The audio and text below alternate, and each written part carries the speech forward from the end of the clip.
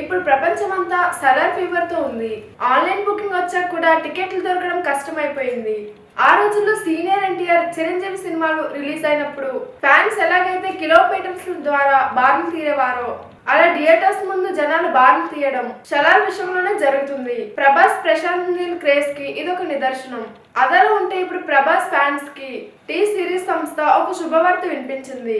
సంచలన దర్శకుడు సందీప్ రెడ్డి వంగ దర్శకత్వంలో ప్రభాస్ నటిస్తున్న స్పిరిట్ చిత్రానికి సంబంధించిన అప్డేట్ ను కూడా విడుదల చేశారు. యానిమల్ మాదిరిగానే సందీప్ రెడ్డి వంగతో కలిసి టీ సిరీస్ అధినేత భూషణ్ కుమార్ స్పిరిట్ సినిమాను నిర్మాతృత్వం వహిస్తున్నారు. యానిమల్ పార్క్ కు ముందే ఈ ప్రాజెక్ట్ ఉంటుందని వారు తెలిపారు. ఆ తర్వాత యానిమల్ పార్క్, దాని తర్వాత అల్లు అర్జున్ మూవీ చేయనున్నట్లుగా వారు తెలిపారు. స్పిరిట్ ఒక కాప్ స్టోరీ అని, అందులో ప్రభాస్ పోలీస్ అధికారిగా కొత్తగా కనిపిస్తారని సందీప్ రెడ్డి వంగ గతంలో ఒక ఇంటర్వ్యూలో తెలిపాడు.